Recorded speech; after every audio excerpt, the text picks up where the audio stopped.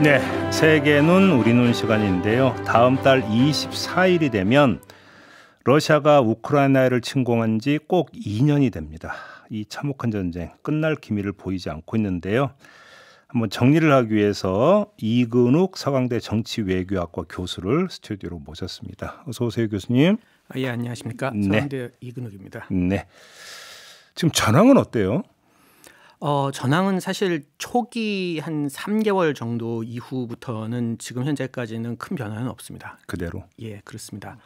22년도 한 9월 정도에 이제 우크라이나가 마지막으로 반격을 했고 그때 이제 한번 전선이 크게 바뀐 이후에는 지금 현재까지 거의 한 1년 반 정도 동안 몇몇 부분에서 좀 뭐 소모적인 전투가 있긴 했지만 큰 변화는 계속해서 소강 없습니다. 상태다 그냥. 그렇습니다. 뭐 우크라이나 뭐 대공세 이런 이야기가 나왔는데 거기서 별로 그러니까 크게 뭐 진전은 없었던 거고. 대공세라고 해서 그다음 러시아도 또 대공세라고 해서 한 두세 번 정도 이제 시도를 했었지만 대부분 다 실패했습니다. 그래요. 그럼 끝날 기미도 안 보이는 거잖아요. 네, 그렇습니다. 그게 지금 어떤 면에서 보면은 이제 가장 좌절되는 부분인데요. 예. 어떤 방식으로든지 간에 지금 양쪽 다 확실하게 전쟁터에서 뭔가 성과를 내지는 못하고 있습니다. 그래. 이게 이제 한국전 때 보면은 사실은 이제 지금이 휴전선 일대라고 할까요? 여기서 어떤 소강 상태에서 국지전이 이루어지는 이런 거하고 비슷한 양상 이렇게 이해를 하면 되는 걸까요? 그렇습니다. 그거하고 비슷하다고 보실 수는 있는데 다만 그때는 이제 양측이 휴전 협상을 시작을 했었고, 그렇죠. 그 협상 자체에서 우위를 점하기 위해서 한 2년 정도 동안 51년 정도부터 시작해서 53년까지 계속 전투가 벌어졌는데, 예. 지금은 그런 어떤 휴전 협상 자체도 지금 작동하지 않는 상황에서 이제 계속 그 전투만 벌어지고 있는 거죠. 그래요. 그다음에 또 하나는 뭐냐면은 이 좀 끔찍한 얘기긴 한데. 이 사상자 인명 피해다라고 하는 관점에서 봤을 때 지금 현재는 이제 50년, 53년 한국 전쟁에 비해서는 훨씬 적은 수준입니다. 네. 한국 전쟁 당시에 이제 군 사상자가 한 62만 명 정도, 그러니까 죽은 사람, 다친 사람들, 그다음에 군인, 그다음에 민간인이 한 100만 명 정도가 그렇죠. 됐었는데, 그게 당시 남한 인구의 한 2천만 명 정도 됐다라고 얘기했는데 그거 한 8% 정도가 되는 겁니다. 어허. 160만 정도니까요. 예. 그런데 지금 현재 우크라이나 인명 피해는 한 25만 명, 그러니까 전체 인구의 한 0.5% 정도밖에 안 됩니다. 그러면은 좀 황당한 얘기지만 아직도 갈 길은 먼 거죠. 갈 길이 먼 데는 어떤 뜻으로 그런 말씀하신 거예요? 그러니까 우리가 휴전을 하자라고 얘기를 할 때는 양측이 특히 어느 한쪽이 굉장히 많은 피해를 입어갖고 더 이상 이 전쟁 수행 능력이 더 이상 없어서 너무나 어려워지고 힘들기 때문에 웬만하면 협상을 해야 된다고 생각할 수가 있는데 그러기에는 최소한 인명피해라는 관점에서 인간의 목숨이라든지 다치는 거에 관점에서는 그렇게 지금 현재 그렇게 고통스러운 상태는 아니라는 겁니다. 그런 측면에서 그다음에 이제 부족한 전쟁 물자 이런 것들은 지금 뭐 다른 데서 공급받고 있다는 거죠. 그렇죠. 완전히 외부에서 들어오는 상황에서 특히 우크라이나 쪽에서는 그렇게 해서 전쟁을 하고 있고 러시아 같은 경우도 자기들이 부족한 무기들을 뭐 심지어는 북한까지 다 동원해가지고 그쪽에서 지원을 받는 형태로 싸우고 있기 때문에 외부의 물자가 러시아하고 우크라이나로 특히 우크라이나로 빨려 들어가는 형태로 전쟁이 진행이 되고 있고 그러면서 뭐 그렇게 심하게 어려운 상황은 아닌 거죠. 그러니까 지금 전황을 한마디로 정리하면 러시아나 우크라이나나 모두 어떤 전황을 확 뒤바꾸기 위해서 뭔가 이제 판을 흔들려는 이런 움직임도 없는 거고 그냥 그 상태 그대로. 그러니까 좀 더 정확하게 얘기하면 움직임은 있는데 그게 실제적인 성과로 이어지지를 않는 성과로는 거죠. 소모전이네요. 그러면 굉장히 비효율적인 소모전이라고 얘기하는 게 맞을 것 같습니다. 알겠습니다. 러시아가 이제 이번 전쟁을 통해서 무엇을 누리려고 이제 침공을 했는가 이걸 좀 짚어봐야 될 것 같은데 독일 언론이 독일 국방부 기밀 자료를 입수해서 이런 보도를 했어요. 그러니까 러시아가 우크라이나와의 전쟁에서 승리한 뒤에 나토와 전쟁을 벌일 수 있다. 이게 가능한 얘기입니까? 저는 그 가능성은 거의 제로에 가깝다고 생각합니다. 이건 거의 소설 아닌가요? 그렇습니다. 예. 지금 현재 봐서 우크라이나 정도도 지금 제압이 안 되는데 그러니까요. 그 뒤에 있는 나토와 전쟁을 한다라고 하는 거는 나토 일단은 헌장 이제 5조에 따르면 나토의 유럽 영토에 대한 공격은 결국은 이제 미국까지의 참전을 자동으로 그렇죠. 이어지게 만드는 상황인 거로 규정을 하고 있고 그렇기 때문에 나토하고 미국하고에 있어서의 재래식 지상 전쟁을 하겠다라고 하는 것은 지금 현재 상태에서는 뭐 말도 안 되는 얘기인 것 같습니다. 예. 다만 22년도 2월 달에 뭐 한 우크라이나를 금방 하고 그다음에 이제 뭐 그다음 단계 어떻게라고 하는 그런 꿈을 꿨을 수는 있을 것 같은데 그런데 그거는 그냥 희망사항에 불과한 거고 몽상적인 내용인 거지 이게 현실적인 가능성이 있느냐 그렇지는 않습니다. 그러니까요. 네. 이건 아무 뭐 전문 지식 없는 사람이 보더라도 저건 불가능한 얘기 같은데 이런 생각 얼핏 들 수 있는. 근데 전쟁 초기에 나왔던 유력한 분석은 러시아가 이제 우크라이나 동부 공업 지역을 점령을 하고 결국은 이 영토를 이제 그 러시아 영토로 복속시키는 선에서 결국 끝내려고 하지 않겠는가 이런 전망이 사실 초기에 많이 나오지 않았습니까?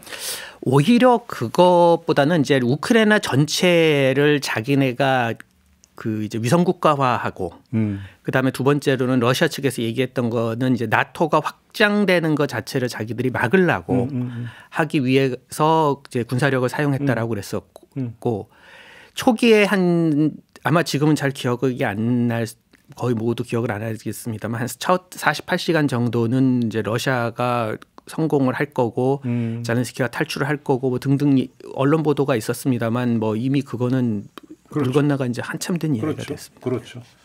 그러면 지금 시점에서 지금 단계에서 러시아 입장에서 최선의 목표는 뭘까요?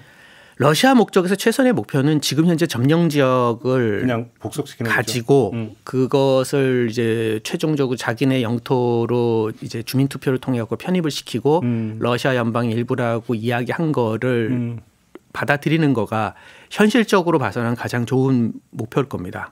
근데 그거는 우크라이나 정부 입장에서는 받아들일 수가 없는 거기 때문에 그렇죠. 아마 크림반도나 지금 현재 있는 도네츠크, 돈바스 지역 둘 중에 하나만 포기를 하고 다른 하나는 어떻게든지 돌려받으려고 그럴 텐데 그거 자체도 지금 현재 우크라이나 입장에서 봐서는 별로 가능성은 그렇게 많아 보이지는 않습니다. 그러니까 러시아가 조금 더 하여간 그 우세에 있다 이렇게 봐야 되겠네요. 그렇게 놓고 본다면. 러시아가 우세에 있다라고 하는 거는 러시아가 가지고 있는 전체적인 사이즈, 그러니까 영토라든지 그다음 뭐 인구라는 측면에서 봤을 때 그렇게 보이는 거긴 한데 러시아가 그 지금까지 쏟아부은 자원이라든지 이런 거를 생각해 봤을 때 그게 수지 맞는 또는 그게 22년도 2월 정도의 관점하고 지금 24년도 1월 관점을 놓고 봤을 때 러시아가 우세에 있다라고 보기에는 굉장히 어려울 것 같습니다. 최초 목표보다는 한참 후퇴한 것이다.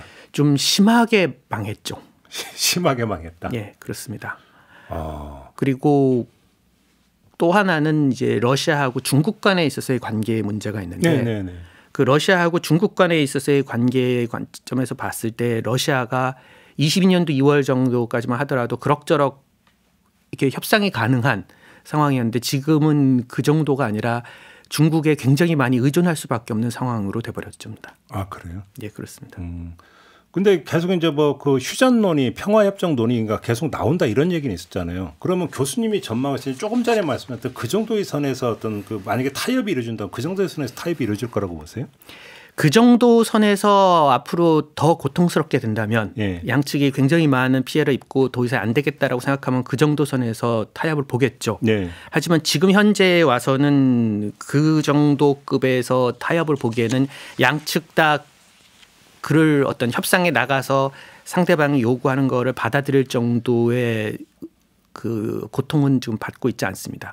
한 가지 예를 들어볼까요? 지금 이제 우크라이나의 경우에 있어서 그 인명 피해가 군 사상자가 한 15만 명 정도 된다고 그럽니다. 군인 중에서 사상자가 한 15만 명, 16만 명 정도 그러는데 지금부터 거의 한 110년 전이죠. 1916년에 그 1차 세계대전 당시 7월 달 그 솜무 전투에 영국군 사상자가 첫날만 한 6만 명 정도가 나옵니다. 하루에? 네. 전사자가 19,240명이고요. 그다음에 한 3만 한 6천 명 정도가 부상을 입어갖고 첫날 전투에서 영국군 하나만 5만 7천 명 정도가 죽거나 다칩니다. 네. 그게 지금 현재 우크라이나 전체 군사 상자의 3분의 1입니다. 지금부터 100년 전에 영국은 그런 전투를 했죠. 하루에 5만 명에서 6만 명 정도가 죽거나 다치는. 그러니까 누가 그러죠. 제1차 세계대전은 되게 어리석은 전쟁이었고 인명살상만 되게 많았던 전쟁이다. 사실 그거를 이제 좀 전문적으로 보면 그렇지는 않다고 얘기할 수 있는데 일반적인 인식은 그렇습니다. 그렇죠. 근데 그 정도의 인명 피해를 보고도 최종적으로 전쟁이 끝나는 데까지 2년이 더 걸린 거거든요. 16년이면. 그런데 지금 우크라이나는 그 정도로 고통스럽지도 않고 러시아는 그거보다 그 정도로 고통스럽지도 않죠. 지금 그 전쟁 초기에 서구의 전문가 이런 사람들이 많이 예측했던 게 러시아 경제는 붕괴할 거다. 루블화 망할 거다. 이런 전망이 아니잖아요. 왜 그런 거예요? 글쎄요. 그게 이제 러시아에 대한 경제 제재가 실패했다는 건 확실합니다. 그런데 그것이 왜 실패했는지에 대해서는 뭐 수도 없이 많은 이유가 있을 겁니다. 네. 그리고 이제 최소한 제가 그거를 다룰 수는 없을 거고 우선 확실하게 얘기할 수 있는 거는 러시아의 어떤 전쟁 수행 능력을 약화시키거나 아니면 러시아가 마음을 바꿔갖고 전쟁을 중단해야 되겠다라고 할 정도의 압박을 가하는 거는 완전히 실패했죠. 그래요. 또 하나는 특이한 거는 이제 중국하고 아까 말씀드린 것처럼 연대가 이제 계속해서 강화가 되면서 러시아가 입는 타격이 그렇게 심각하지는 않았던 것 같습니다. 그런데 중국이 직접적으로 군사 지원을 하고 있어요? 러시아에 대해서 중국이 군사 지원을 하고 있지는 않지만 러시아한테서 필요로 하는 여러 가지 자원들을 중국이 수입을 해주고 그 덕분에 러시아가 대외적 그 자신의 경제가 그럭저럭 굴러갈 수 있는 자원을 확보를 한 거죠. 예를 들면은 러시아가 중국에 대해서 석유하고 천연가스를 더 많이 수출해줬고, 그렇죠. 그 다음에 국제 유가가 많이 떨어졌으면 그나마 이제 러시아가 좀 타격을 입었을 때인데 국제 유가가 그렇게 떨어지지도 않았고, 덕분에 최고의 산유국 중에 하나였던 러시아는 천연가스하고 석유 판매 대금을 가지고 그럭저럭 전쟁을 수행을 할 수가 있었고. 전쟁 자체가 러시아 입장에서 봐서 러시아 경제력을 굉장히 많이 빨아들이는 블랙홀처럼 작동한 건 그건 분명합니다. 그렇긴 하지만 그렇다고 해서 경제 제재 때문에 어마어마한 피해를 입었고 전쟁을 관둬야 된다든지 아니면 전쟁 수행 능력이 굉장히 큰 타격을 입었느냐면 그건 아닙니다. 군소자금 조달에 별 지장이 없다. 그렇습니다. 그런 거고 그다음에 이제 직접적인 군수 물자는 북한이 지원해주고 포탄이라 이런 것들을. 그러니까 자기들이 가지고 있는 거는 다 썼고 긴급하게 가지고 있는 걸 북한한테서 몇 번 이제 받은 거는 분명한 것 같습니다. 그러니까. 예. 최선희 북한 외상이 그러니까 모스크바 방문 때 극진히 대접하더라고요. 그렇죠. 그러니까 여기서 덕분에 이제 북한의 그 어떤 면에서 몸값만 굉장히 올라가 버렸죠. 그렇게요. 예. 그러면 거꾸로 미국의 우크라이나 지원은 어느 정도로 그러니까 그 계속 될 거라고 전망을 하세요?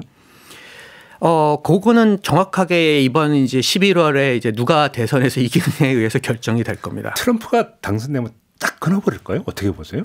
저는 사실상 거기서 중단을 시켜버릴 거라고 생각합니다. 비즈니스맨에서 그냥 끊어버릴 거라고 보세요? 그게 비즈니스맨의 문제가 아니라 제 생각에는 트럼프는 푸틴을 정말 사랑했었으니까요.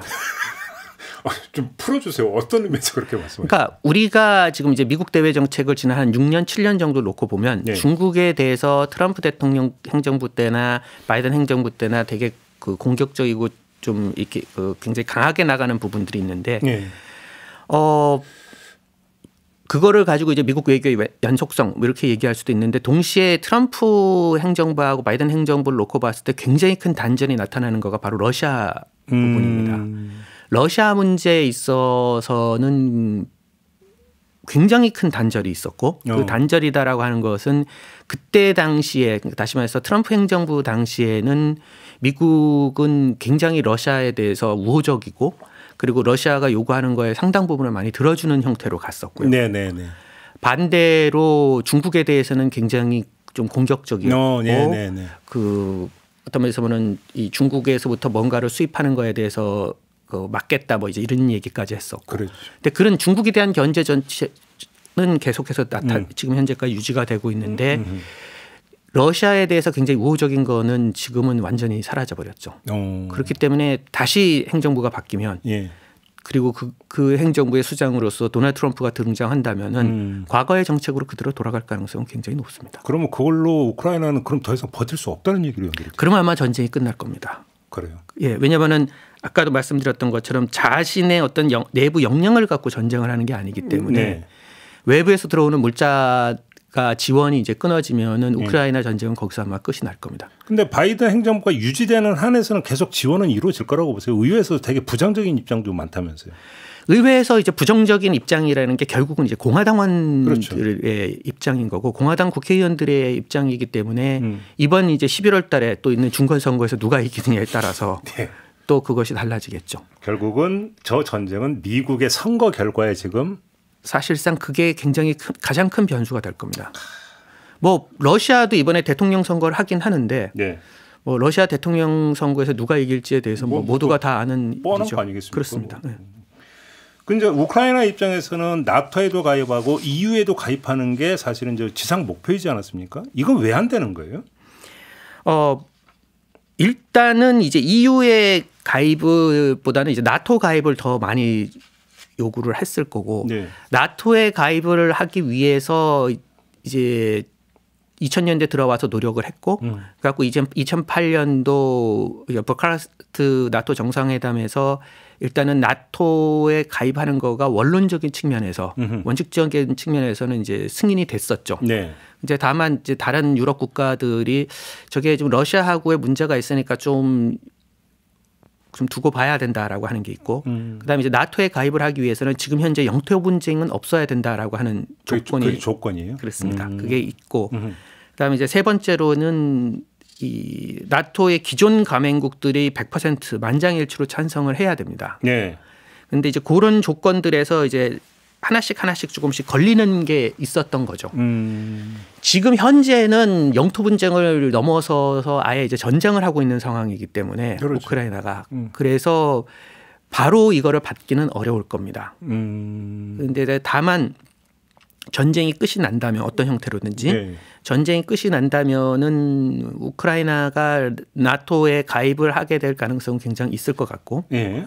그다음에 지금 바이든 행정부 또는 바이든 행정부하고 그대로 비슷한 어떤 입장을 취하는 행정부가 계속해서 유지가 된다면 나토 가입은 하지 않는다 하더라도 미국이 전쟁이 끝나면 어떤 형태로든지 간에 뭐 이제 한미 동맹 같이 한미 상위 방어 조약 같이 그런 형태로라도 시큐리티 개런티를 하려고 그러겠죠. 근데 문제는 트럼프가 만약에 다시 그 대통령이 된다면 우크라이나에 대한 지원을 만약에 그래서 끊어버린다면 젤렌스키 대통령이 유지된 상태에서 종전을 맞을 가능성이 있다고 봐야 되는 겁니까? 그렇게 되면 젤렌스키가 하야를 하는 형태로 끝나겠죠. 그러니까 이렇게 돼버리면 뭐 미국의 우크라이나 전략이라든지 뭐 그러니까 나토 가입이나 이런 것도 다시 원칙 다 무거품이 되는 거죠. 예. 아까 말씀드렸던 것처럼 이거는 바이든 행정부 또는 바이든 행정부하고 비슷한 어떤 외교 정책 기조를 가지고 있는 지금의 기조가 유지가 된다면 그렇게 될지만 트럼프 행정부가 들어온다면은 아까 말씀드렸던 것처럼 전쟁은 거기서 한두 달 안에 끝이 날 거고요. 그리고 나토 가입에 대해서 최소한 그 행정부 유지되는 동안에는 미국은 반대를 하겠죠. 우크라이나하고 관련되는 양자적인 어떤 그 뭐 상호방위 조약이라든지 동맹 조약 이런 것도 가능하지는 않을 겁니다. 절대로. 그럼 젤렌스키 입장에서는 트럼프 재선은 거의 악몽이겠네요. 젤렌스키 입장에서도 그리고 우크라이나 입장에서 봐서도 그것이 실현이 된다라고 하는 거는 자신들 입장에서 봐서는 가장 최악의 시나리오가 될 겁니다. 그러니까요. 근데 미국에서 나오는 각종 여론조사를 보면 트럼프가 좀 더 우세하다고 하던데. 그거는 11월 달 돼봐야 알죠. 하긴. 그때 트럼프 당선 뭐 예측한 사람이 몇 명이나 있었겠어요. 그때 그렇죠. 돌아가서 보면. 그 아까 잠깐 중국 역할을 잠깐 언급을 해 주셨는데 장기적으로 러시아하고 중국 관계는 어떻게 지금 그 정립이 될 거라고 전망을 하세요? 이게 이제 그 푸틴 입장에서 봐서는 우크라이나를 잘 통제를 해갖고 어떻게든지 중국하고 좀 비슷한 형태로 대등한 파트너로 올라갈 수 있다고 생각했는데 우크라이나를 제대로 제압을 하지 못하면서 대등한 파트너는커녕 지금 이제 중국에 점점 종속되는 형태로 오히려 더 의존적인 형태로 가게 됐습니다. 의존적인 형태로 가면서 현실적으로 봐서는 러시아 입장에서 봐서는 자신들한테는 완전히 마이너스가 되는 전쟁이 돼버린 거고요. 장기적으로 봐서 어떻게 될 거냐.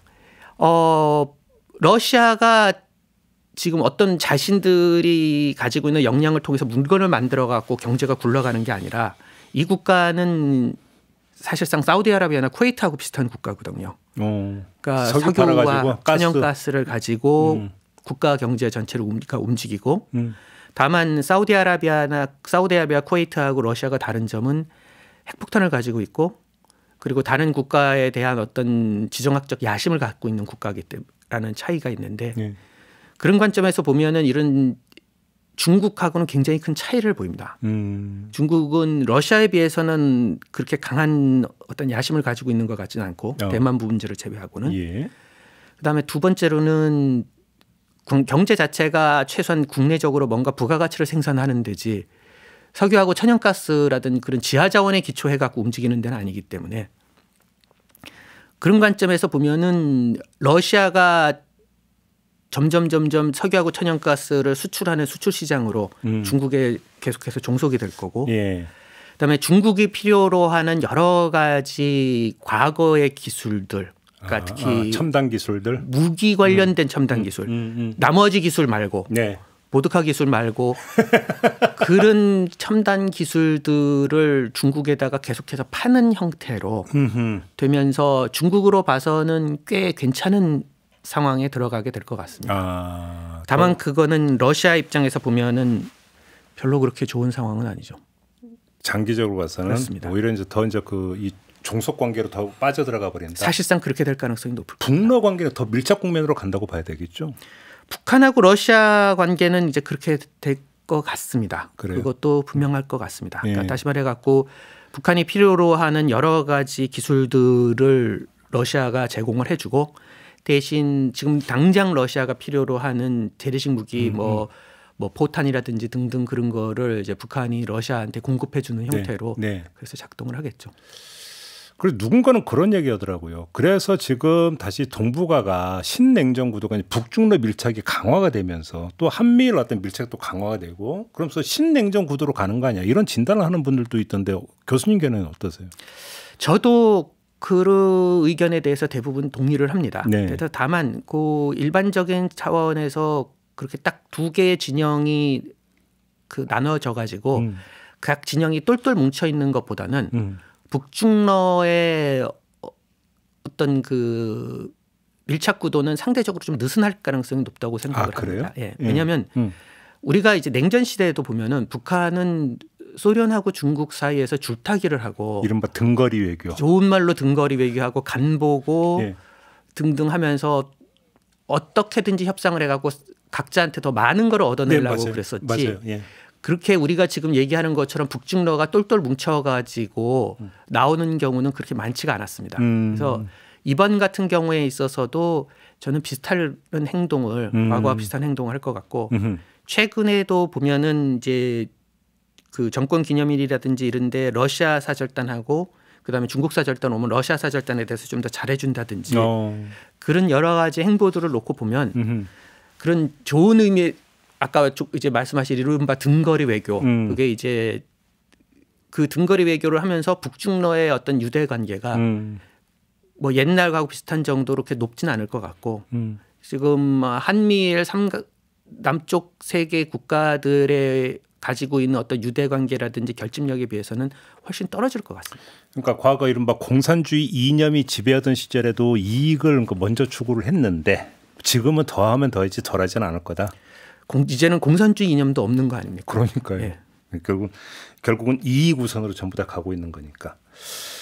알겠습니다. 우크라이나 전쟁 한번 쭉 전반적으로 살펴봤는데 전쟁은 누가 말해도 비극 아닙니까? 특히 민간인 입장에서는 절대로 어떤 있어서는 안 되는 이런 것인데 하루라도 빨리 끝내야 되는 거 아닙니까?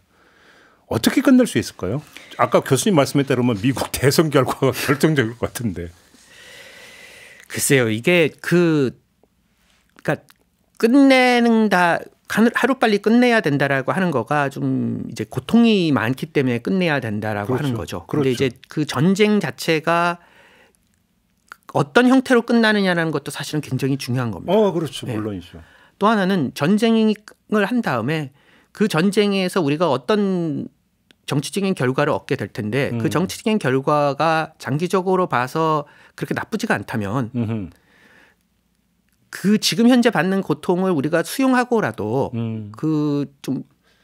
그 결과를 위해 갖고 우리가 좀 희생을 하는 것도 나쁘진 않다고 생각합니다. 그러니까 예를 들면 미국 남북 전쟁 같은 경우는 노예제도 때문에 발생을 했고, 그렇죠. 그리고 그때 당시 전체 인구의 한 5% 정도가 죽거나 다쳤는데, 전체 미국 국민의 예. 엄청난 숫자네요. 그랬는데 하여간 어찌됐든 간에 그것이 굉장히 많은 고통을 갖고 왔었지만, 그렇다 하더라도 결과 자체에 대해서 그 정도의 희생은 할 수 있었다.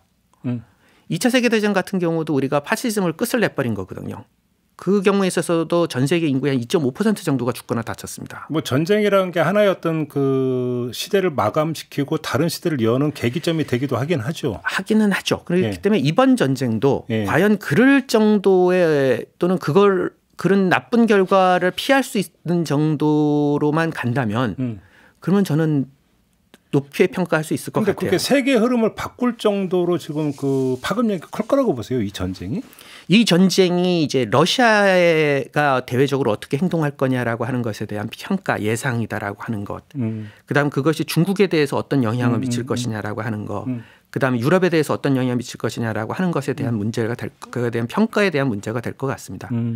근데 최소한 우크라이나가 버텼고 그것 때문에 러시아의 어떤 팽창이 일차적으로 저지가 됐다는 측면에서 봐서는 이 전쟁은 그 정도의 가치는 있다고 생각합니다. 그래요. 다만 이게 잘 통제가 되는 형태로 가야 되는데 그것이 잘 통제가 될 수 있을지 그건 잘 모르겠습니다. 마지막으로 이 그 2년의 전쟁 과정에서 이제 우리는 스탠스가 어땠는가? 그다음에 이후 우리는 뭘 어떤 취할 수 있는가의 문제가 있잖아요. 한쪽에서는 이제 우크라 재건 과정에 우리가 참여해서 경제적 이익을 많이 실현을 할 수 있다라고 하는 목소리도 나오지만 또 한편에서는 러시아의 관계에서 상당히 어떤 소원해졌다라고 하는 정책 부담도 안게 됐다. 이런 지적도 있는데 어떻게 진단하십니까, 교수님? 재건은 이제 뭐 정부나 아니면 이제 뭐 건설업이라든지 그렇죠. 그런 쪽에서 이제 관심이 많기는 할 겁니다. 그렇군요. 관심이 많긴 할 텐데 아직은 전쟁이 언제 끝날지도 모르는 상황에서 사실 그렇죠.